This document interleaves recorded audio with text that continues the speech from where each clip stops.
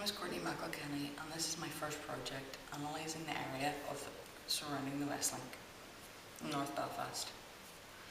I began my research by first looking at a street map from the 1970s before the Westlink was developed, and I overlaid the Westlink as it lies today.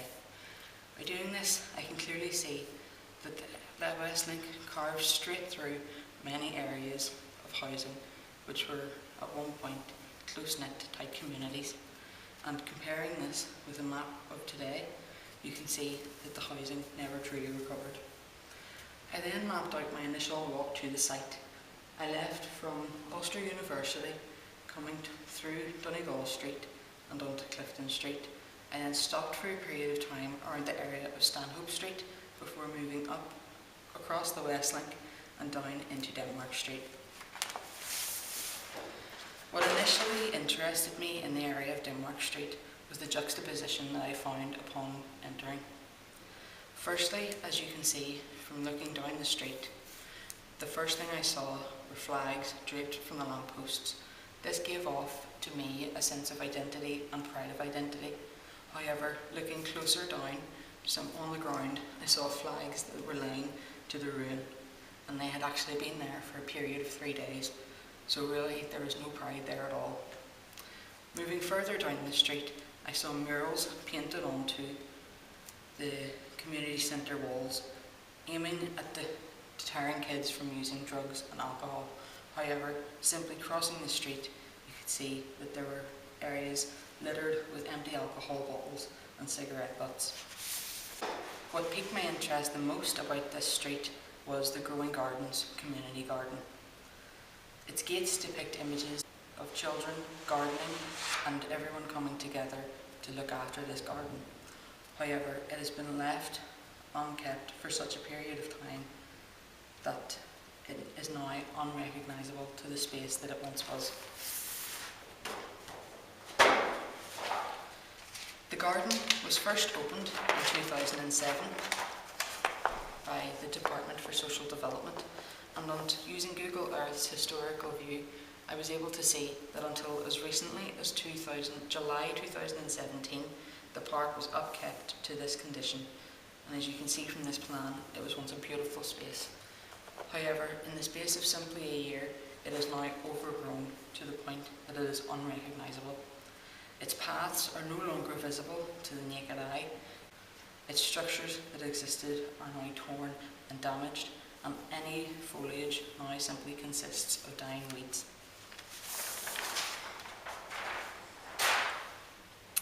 After many visits to this park, I still could not figure out what it was that left this area in the state that it's now in. I couldn't figure out why it wasn't successful, as it was once a beautiful space which would welcome anyone from the public. So I decided to visit 2 other functioning community gardens to see what it was about them that made them so successful. As you can see from the area of Denmark Street, the vegetation is actually growing through the gates and spilling out onto the streets. This is due to the fact that it hasn't been maintained in such a long time. However, after visiting these 2 other parks, I discovered there are ways around this. The Waterworks community garden actually accounts for the fact that they know their maintenance will not be necessarily regular, and they may occasionally occur overgrowth. So they plant in this area to ensure that it doesn't take away from the welcoming look of the park. And on the Newtonards Road, they simply strive to ensure that their maintenance is continued in such a way that their clean appearance never falters. On visiting the park on the Newtonards Road, there was actually a class taking place at that time on how to correctly grow potatoes. So I took this opportunity to speak with the volunteers who maintained the park and some of the attendees to their class.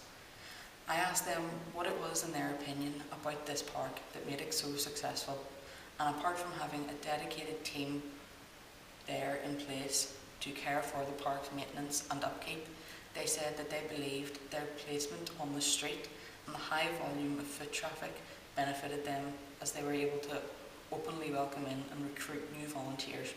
The gate's placement on the main front of the Newtonards Road aids this in such a way that whilst I was there, a woman actually came in with her grandchild simply to have a look around. So I decided to put this theory into test, and I decided to sit at both locations and actually record the number of people who passed by the main gates and who would possibly have access into the garden. So on Denmark Street, I sat for 4 occasions over a period of 3 days, and this added to a total of 65 minutes. And in that time, I witnessed 9 people pass by the main gates of the garden. However, sitting at the Newton Ards Road for simply 10 minutes, I watched 24 people pass by the front gates. Even comparing the 2 maps of the area, we can see from Denmark Street that the Westlink actually cuts Denmark Street off from any main busy social interaction. However, it is still in near proximity to Carlisle Circus, which was one of the main access routes into Belfast city centre. However, no one has any necessary reason to come into this area, as they have one objective only. And then when looking at the Newton Ards Road, you can see that the park sits right on the front of this busy main road.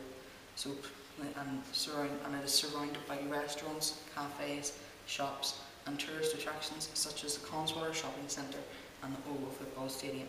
And these all help to attract people into this area, whereas there is nothing surrounding Denmark Street to bring people into this area. They are simply drawn past. Even when comparing the 2 parks down to their very roots, we can see the desperation and hopelessness that lies rooted within Denmark Street, contrasting greatly against the great life and prosperity and growth evidenced here in the Newton Ards Road. 10 years ago today, many people would not have believed that the Newton Ards Road could be what it now is. However, after much development in the area and more people moving into the area, it's now attracting more people than ever before. Unfortunately, the opposite happened in Denmark Street. With the Westlink being developed, it carved straight through the heart of this once united community who were invested in their area. However, now the Westlink simply cuts Denmark Street off and forces it to be enclosed, and the only access it has to any social interaction or busy main roads is shrouded by noise and towering buildings. Unfortunately, this is a recurring pattern in cities such as Belfast, and which I see no easy way of escaping. As the brand new areas are built up and invested in, our mind is easily distracted and attracted towards these brand new areas, and what we leave behind, unfortunately, are areas which no longer get our attention. As we're drifted towards the brand new shiny buildings that come into place, we seem to forget about what we have left behind, and unfortunately these structures are left to the dust. Thank you.